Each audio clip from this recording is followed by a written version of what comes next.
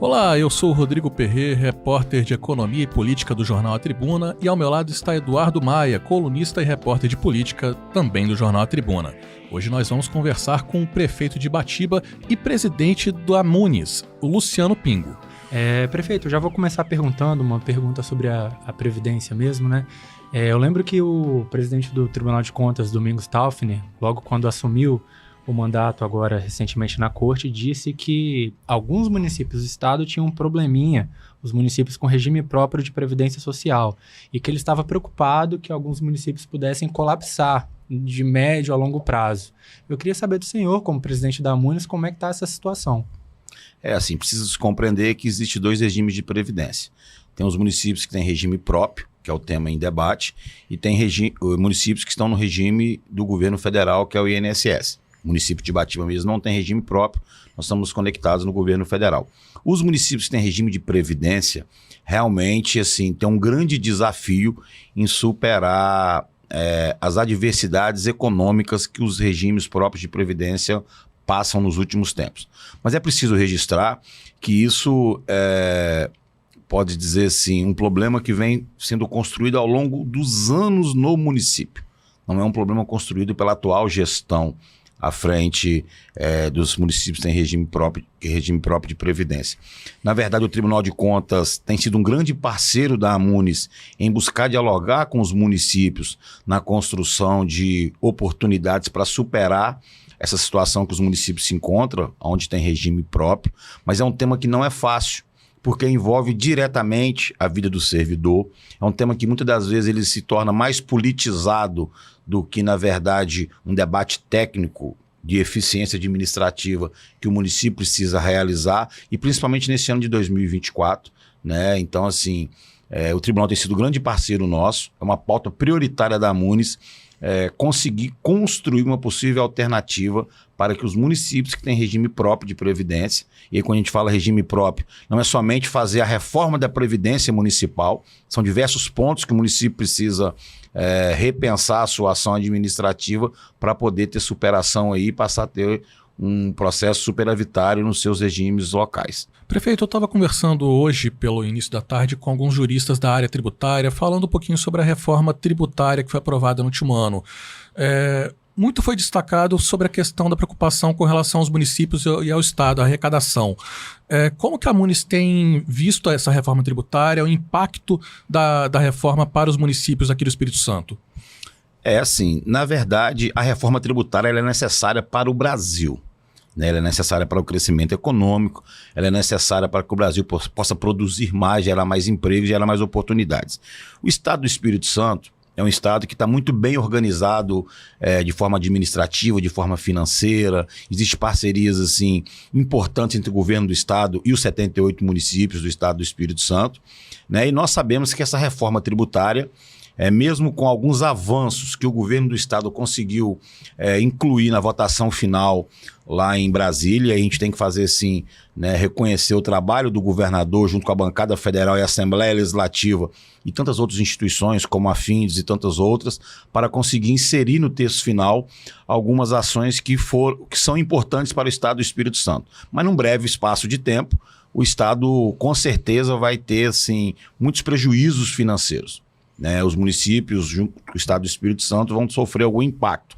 E aí nós precisamos procurar alternativas para já ir construindo ações para que, quando vier o impacto da reforma tributária em relação à perca financeira, a gente já tenha outras ações acontecendo, principalmente na área do turismo, que eu acho que é uma frente que o estado do Espírito Santo já vem trabalhando, e os municípios precisam potencializar isso ainda mais, para tentar buscar superar essa lacuna que talvez venha a ocorrer com os prejuízos que a reforma tributária vai trazer para a gente. Porque a reforma tributária vai passar a ser mais importante para os estados que são mais consumidores.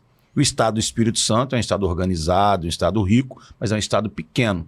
Então, nós produzimos mais do que consumimos. Então, está aí aonde nós vamos perder muito, né? Então, os municípios precisam buscar alternativas. Uma delas é no turismo, né? O governo do estado tem liderado esse trabalho aqui no estado do Espírito Santo, mas os municípios precisam também, e a Amunis tem trabalhado isso, conseguir compreender que o turismo é uma economia limpa, é uma economia importante, E os municípios têm muito potencial. Falta a gente conseguir, falta a gente dar mais atenção ao turismo nos 78 municípios capixaba. Tem regiões que o tema já está mais avançado, mas tem outras regiões que o tema ainda está iniciando esse desenvolvimento, e é o turismo que pode superar essas perdas que a reforma tributária vai trazer para o Estado do Espírito Santo. Aproveitando o tema do turismo, a gente tinha um debate com relação à questão da legalização de cassinos no Brasil. E muito se debatia de onde poderia ser colocado o cassino aqui no Espírito Santo. Falava-se na região de Domingos Martins, Pedra Azul, Guarapari, ou Guarapari, voltar a Guarapari também, ou em outras regiões também, mais ao sul, mais próximas de Anchieta, também teve uma pequena discussão. A Amunis tem dialogado com relação a isso, sobre esse tema? Não, na verdade, o ponto mais primordial que nós estamos debatendo hoje dentro da Amunis em relação ao turismo é principalmente na questão das ferrovias, né?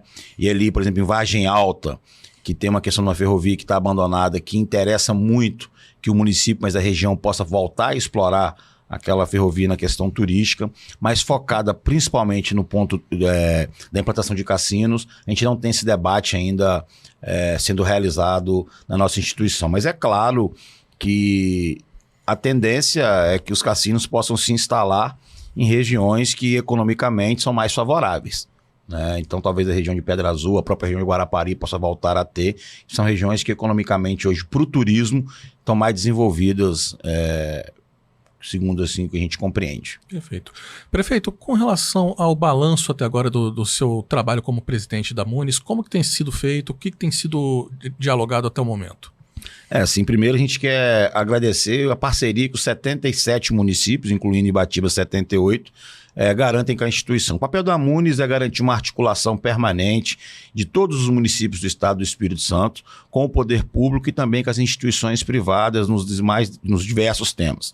Mas implantamos nas instituições alguns projetos, inovadores, como o projeto Amunis na Estrada, onde em 2023 nós rodamos as 10 regiões administrativas, levando oportunidades, ouvindo os municípios, ouvindo os principais gargalos, para tentar construir alternativas nesses pontos que às vezes ficam ali no dia a dia da administração pública, dificultando novas entregas para os gestores, né? Então, assim, a gente tem um programa lá que chama Amunis na Estrada, que nós vamos retomar agora em 2024. A gente também destaca um programa que a gente tem lá, Amunis Taon, que é dialogando com os municípios no dia a dia, como está a realidade deles em questão dos convênios com o governo federal, com o governo estadual, apresentando para eles oportunidades de captação de recursos que o governo estadual, que o governo federal tem aberto aí para cadastro de proposta, buscando captar recursos para investir nos seus municípios. Mas, acima de tudo, a gente fortaleceu muito o nosso diálogo permanente com as instituições, seja ela o governo do Estado, seja ela o Ministério Público, seja o Tribunal de Contas, seja aqui o Jornal A Tribuna. A gente quer parabenizar vocês, né, pela eficiência na comunicação e no Estado do Espírito Santo, tanto no impresso quanto agora também no digital. Então, assim, o nosso papel é fortalecer cada vez mais essa interlocução dos nossos municípios nos mais diversos temas que os prefeitos vivenciam, porque assim, cada vez mais está mais complexo ser gestor, né? A sociedade exigindo cada vez mais direitos, né? A arrecadação muitas das vezes sendo reduzidas por inúmeras coisas, desafios gigantes como foi superar a pandemia do Covid. Então, se a gente não trabalhar de forma cada vez mais unida, vai ser mais difícil superar os obstáculos, as adversidades que os municípios vivenciam. Perfeito. Presidente, o senhor assumiu a Amunis em abril de 23, correto? Eu lembro que na entrevista que já havíamos feito, o senhor falou da sua relação com o governador Renato Casagrande. Os senhores já tinham uma boa relação antes do senhor assumir a Amunis, correto? Perfeito. Eu gostaria de saber se isso facilitou, de certa maneira, esse seu primeiro ano à frente da instituição, essa relação que o senhor tem com o governador Renato Casagrande. Na verdade, assim, o governo do Estado, através do governador Renato Casagrande e toda a sua equipe, né, e a gente também tem que reconhecer a parceria da Assembleia Legislativa e da Bancada Federal nisso, é muito presente nos 78 municípios do Estado do Espírito Santo. É claro que tem ações que a gente leva para o conhecimento do governador, que é de desejo coletivo dos nossos prefeitos, e o governador tem sido cada vez mais solícito nessas ações dos municípios, né? Recentemente, por exemplo, levamos um pleito lá do transporte escolar, que é uma demanda que os municípios tinham, e o governo foi de ponto, atendeu a nossa demanda. Então, assim, a nossa relação institucional e política com o governo do Estado, na pessoa do nosso governador Renato Casagrande, que é um governador muito municipalista, tem facilitado as ações, a nossa instituição, para que a gente possa fazer entrega de fato aos municípios capixabas. Lembrando que, assim, a Munis ela é uma mera interlocutora de demandas, né? A gente não consegue lá no governo apresentar uma emenda, captar um recurso, executar um projeto no município, não. A nossa ação é mera interlocutora, né? Por exemplo, hoje os municípios aí estão com um grande desafio na questão de educação especial, né? O número de alunos com laudo de autismo na rede de ensino tem crescido muito. Então, nosso papel é o quê? É construir, seja com o Ministério Público, seja com a Secretaria de Estado da Educação, seja algumas instituições parceiras, um caminho para construir uma oportunidade para esse novo desafio que as gestões administrativas estão tendo. Então, a nossa relação política e institucional com o governador facilita muito as nossas ações da Munis serem atendidas, que, na verdade, são as demandas dos 78 municípios do estado do Espírito Santo.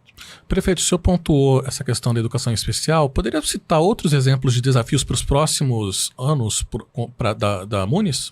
É assim, um dos grandes desafios que nós municípios estamos tendo também é a questão das mudanças climáticas. E aí vale destacar que o estado do Espírito Santo é um dos primeiros estados do país a ter um programa de repasse financeiro fundo a fundo aos municípios para elaboração de projetos específicos na área de mudanças climáticas, para depois captar recursos e fazer investimentos, né, na área de mudanças climáticas, através do programa Fundo Cidades Mudanças Climáticas, né, para os municípios. Mas a questão da educação especial tem sido um grande desafio, né? Essa desestruturação familiar que ao longo dos anos a sociedade vem tendo, isso vai colocando cada vez mais desafios na nossa sociedade, nas nossas administrações públicas. A questão das mudanças climáticas é um grande desafio que as administrações públicas vêm absorvendo ao longo dos anos, mas é claro que mudanças nas legislações que vão ocorrendo, como por exemplo a nova lei de licitação, ao mesmo tempo que ela vem trazer ferramentas para facilitar a transparência, ao mesmo tempo que ela vem trazer ferramentas para facilitar o controle, como é um fato novo, ela também posterga um pouco a gente conseguir fazer entregas importantes nos municípios, que a equipe tem que reestudar, reorganizar, repensar, replanejar para poder fazer os processos administrativos, para poder fazer a entrega. Mas assim, a educação especial eu vejo hoje como um dos grandes desafios da administração pública, né, no momento. Ao mesmo tempo, né, não fazendo comparação, mas ao mesmo tempo colocando também a questão de saúde mental. Né? É um grande gargalo que a administração pública tem para poder superar. Né? Eu falo da minha experiência como prefeito de interior de estado. Né? A região metropolitana tem outros desafios, a região de municípios interioranos tem os seus desafios que são diferenciados. Né? Perfeito. Prefeito, o senhor estava falando aí a respeito da sua gestão em Ibatiba, saindo um pouquinho dessa figura de presidente da Munis, falando um pouquinho sobre a prefeitura. Nós estamos em ano de eleição, o senhor está terminando o seu segundo mandato frente à prefeitura. Eu gostaria de saber se o senhor tem projetos para emplacar um sucessor na cidade, como está essa conversa no município, o senhor está sem partido no momento, né? Na verdade, assim, eu estou felizmente terminando o meu segundo mandato, né? Sou o primeiro prefeito reeleito da história da Terra dos Tropeiros, né? Que o nosso município é considerado capital capixaba dos tropeiros. E claro que assim, a gente sempre está envolvido nesse processo político local. Isso não tem jeito, né? Hoje eu estou sem filiação partidária, estou em construção para voltar a militar no MDB, que é o meu partido da minha vida. Eu fui vereador pelo MDB, fui prefeito, primeiro mandato pelo MDB, fui presidente da Juventude Estadual do MDB, fui vice-presidente nacional da Juventude do MDB, então eu tenho uma história partidária no MDB, então assim, a gente está voltando para o partido, né? Mas com certeza o nosso grupo político vai dialogar com a sociedade para tentar construir alguma candidatura que possa dar continuidade nas ações que nós estamos fazendo lá na Terra dos Tropeiros. Então, com certeza, a gente vai estar aí envolvido nesse processo político de sucessão na Terra dos Tropeiros e até mesmo nos municípios do estado do Espírito Santo, que ao mesmo tempo que eu estou prefeito, a gente também está presidente da instituição e a gente quer continuar que os nossos parceiros e parceiras, prefeitos e prefeitas, continuem colaborando com seus municípios. E o planejamento após a prefeitura? O senhor pretende, em 2026, ser candidato a algum cargo? Como está esse pensamento? Na verdade, assim, eu sou um homem muito temente a Deus. Então, eu sempre entrego a minha vida nas mãos de Papai do Céu. Né? É claro que quem está na vida pública sempre procura ocupar espaços. Né? Então, assim, a gente vai deixar o nosso nome à disposição da sociedade e esperar os planos de Deus para a minha vida, que talvez não seja mais num cargo eletivo, seja em outros caminhos, então é aguardar. Mas vou entregar o mandato em 2024 e ficar preparado à disposição da minha população, do Estado do Espírito Santo, para continuar colaborando. O senhor falou do MDB, que existe a possibilidade de voltar ao partido. O MDB é um partido histórico no Brasil. E recentemente o vice-governador Ricardo Ferraço tomou a presidência, né? Foi eleito presidente aqui num evento com o presidente Baleia Rossi. Eu gostaria de saber como é que o senhor vê essa chegada do Ricardo Ferraço à presidência do MDB e esse movimento que o partido faz de reerguer a sigla no estado inteiro. Na verdade, assim, eu sempre falo lá em Batiba que todo homem ou mulher, todo ser humano constrói a sua história no seu tempo. Eu estou construindo a minha história lá em Batiba no meu tempo, daqui a pouco outros irão construir. Né? O MDB, quem antecedeu o Ricardo, também construiu a história do partido no momento oportuno, da forma que considerava que era importante para o MDB. Né? Mas o Ricardo vem para o partido, o Ricardo é uma liderança importante para o Estado do Espírito Santo, é nosso vice-governador, né? Tem um poder de liderança bem definido, é um grande gestor, e ele vem para o MDB, aliás, ele volta para o MDB, né, para poder reestruturar o partido no Estado do Espírito Santo. Né, reestruturar o partido para 2024, preparar o partido para 2026. Como você mesmo disse, o MDB é um partido gigante, que aqui no Estado do Espírito Santo, em alguns momentos, teve governador, senador, presidente da Assembleia, bancada grande na Assembleia e na Câmara dos Deputados e até no Senado, e hoje nós, infelizmente, né, deixamos de ocupar espaço. Né? Mas o Ricardo volta junto com o prefeito Euclério, junto com o prefeito Guerino, junto com tantas outras lideranças, para poder reorganizar esse partido, e até mesmo junto com a senadora Rose de Freitas, com o deputado, né, federal Lelo, para poder reorganizar o partido e colocar o partido na forma que o Espírito Santo sempre viu e respeitou, né, e na história que o MDB tem. Prefeito, queria agradecer a presença do senhor, muito obrigado, e qualquer coisa a gente está à disposição para futuras conversas. Eu que agradeço mais uma vez por estar aqui tendo a oportunidade de dialogar com vocês, levar informações da nossa instituição e também do nosso município, né, que é Ibatiba, capital capixaba dos tropeiros, para o Brasil e para o mundo. Né? Antigamente, se fosse só no impresso, talvez seria só para quem tinha acesso. Né? Mas hoje, como esse canal tecnológico, a gente está levando informações nossas e dialogando para todo mundo. Então, muito obrigado mesmo por estar aqui. E a Munis também se coloca à disposição para a gente poder fortalecer cada vez mais essas relações em prol do nosso povo. Esse podcast está disponível no jornal A Tribuna, no portal Tribuna Online, no nosso canal no YouTube e também nos nossos tocadores de podcast.